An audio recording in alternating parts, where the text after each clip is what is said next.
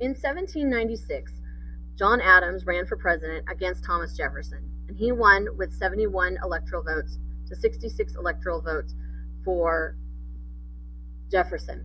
And this was in the Electoral College. And so back then, there was actually no specification that a vice president and president were together. And so the second most vote getter became vice president. So that means Jefferson, who was from a different political party than John Adams, became his vice president. That will change eventually. And you can imagine today, if that was the case, if the second most vote getter was the vice president, how well that would not work out.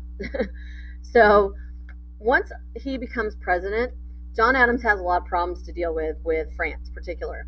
France views the Jay's Treaty as a violation of the 1778 Franco-American Treaty, saying that they were afraid that there would be an alliance towards Britain, which then would violate it. In addition, French warships will seize about 300 U.S. merchant vessels by mid-1797, and the French will refuse to receive America's newly appointed envoy, which is basically a diplomat. And this will lead to what's called the XYZ affair. And here's a cartoon of it while I talk about it. President Adams sent a delegation to Paris in 1797 that included John Marshall. The U.S. delegates, when they arrived, were secretly approached by 3 French agents who became nicknamed as X, Y, and Z. The French demanded a large loan of $10 million, as well as a bribe of $250,000 for the privilege of even meeting and talking to the French foreign minister, Talleyrand. The U.S. delegates quickly said that they would not accept that there's a quote that says millions for defense, but not 1 cent for tribute. Negotiations broke down, and John Marshall came home and was seen as a hero. And at this point, there was a question of what would happen next. So we get to the point where we have what's called an undeclared or quasi-war that's going to last 2.5 years. And the U.S. set preparations in motion. They included creating the Navy Department as a cabinet-level position, expanding the 3-ship Navy, establishing the Marine Corps, and authorizing an army of 10,000 men, although that army was never fully raised to that extent. Washington was the top general, but gave active command to Alexander Hamilton. Adams then will suspend all trade with France and authorize American ships to capture armed French vessels if needed. This war was primarily fought in the West Indies, and the U.S. Navy and privateers captured over 80 French armed ships. Several hundred U.S. merchantmen were lost to the French, and it seemed like a full-blown war was imminent.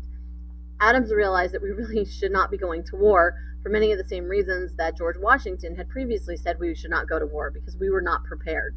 And so that leads to what's called the Convention of 1800, when John Adams sends a new envoy to France. And France became eager to negotiate for peace. They did not want another enemy that would be allied with Britain. Napoleon was much more bent on European conquest at this time than war with the United States. So Adams submitted to the Senate a new foreign minister to France.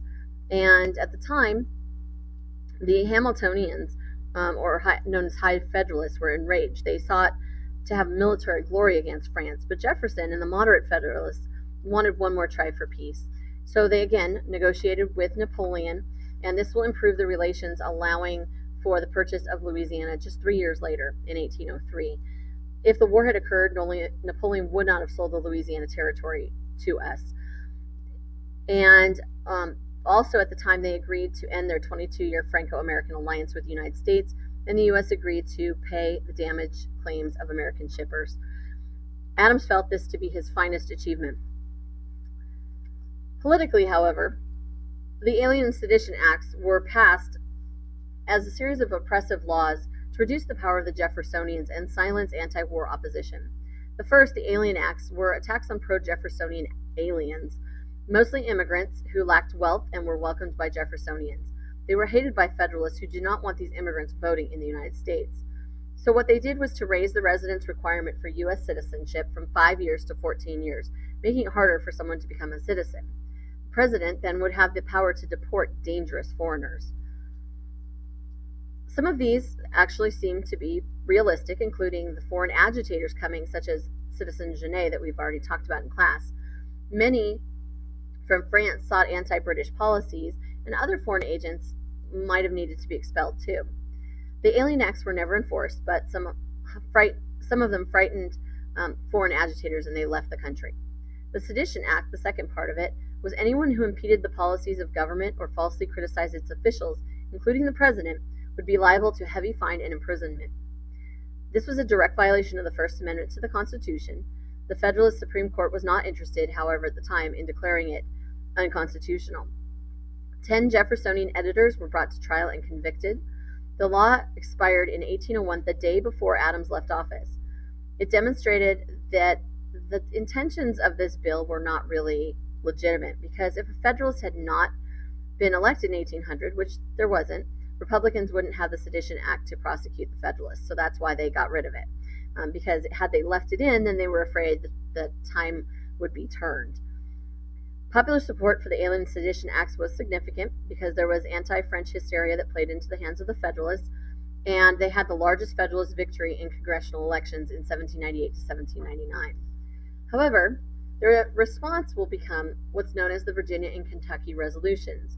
The Republicans believed the Alien and Sedition Acts were unconstitutional, and they were in the process of deciding unconstitutionality of federal laws had not yet been defined.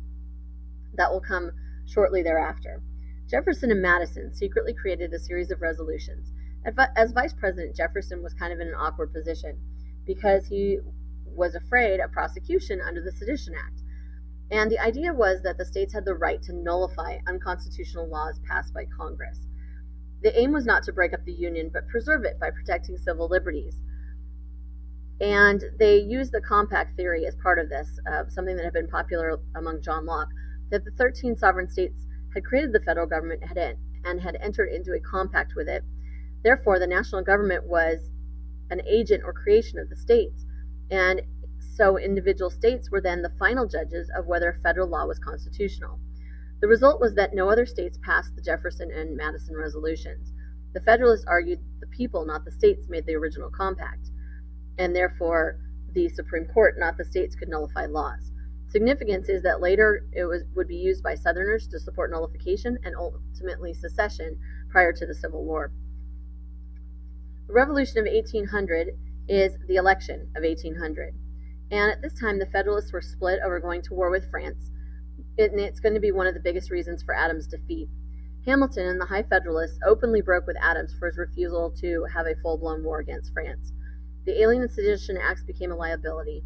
The Federalists swelled the debt in preparation for war with France. New taxes were levied to pay for the costs, which were very unpopular.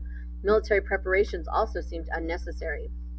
And this was definitely a mudslinging election. However, at the time, presidential candidates didn't actually campaign. They kind of sat back, unaware, in their homes while all of their surrogates did the campaigning for them. And so Jefferson was accused of being an atheist. He was a deist, but not an atheist. His success with separating the church and state in Virginia incurred the wrath of the Orthodox clergy. He was accused of robbing a widow and her children of a trust fund and fathering a mulatto child by his own slave woman, which by 1998 genetic tests apparently proved that Jefferson had in fact fathered at least one child from his slave, Mistress Sally Hemings, but at the time that was not known. Adams, on the other hand, was portrayed as a monarchist. He was seen as senile, a poor judge of character, and vain. And all this plays out in the print media. There's no actual campaigning done by either individual. Ultimately, in the electoral vote, Jefferson defeats Adams from 73 to 65, and most of the support came from the South and West, where universal manhood suffrage had been adopted, meaning all white males could vote. New York was the key, and Aaron Burr, who had been chosen to be the secondary candidate to Jefferson, narrowly turned New York towards Jefferson.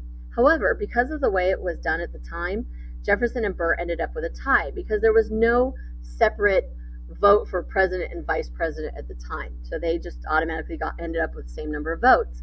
And so it went to the House of Representatives where they had to break the tie. And Federalists wanted Burr. They hated Jefferson. And it took 33 ballots. And finally, a few anti-Burr Federalists who decided to refrain from voting. And that meant Jefferson became president. And the person who was really responsible for tilting everything towards Jefferson was actually Alexander Hamilton. So now that meant that that Burr hated Hamilton with a passion. And what will end up happening afterwards is that a fight of words, a war of words, will ensue between Burr and Hamilton, ultimately leading to the duel in which Hamilton is shot and killed by Burr. The significance of the Revolution of 1800 is the peaceful change of power that we now see every single 4 to 8 years from one political party to the next. And that is of great significance and something that much of the rest of the world is going to look to. And it is important to note that John Adams was the only Federalist president ever to exist. They will continue to exist for another 16 years, but by 1816 they will die out as a political party. But the interesting thing is that their legacy lives on in Hamilton's financial plan. Washington had established many important precedents for the presidency. The Federalists had kept the United States out of war. They had preserved democratic gains of the Revolution and fended off anarchy.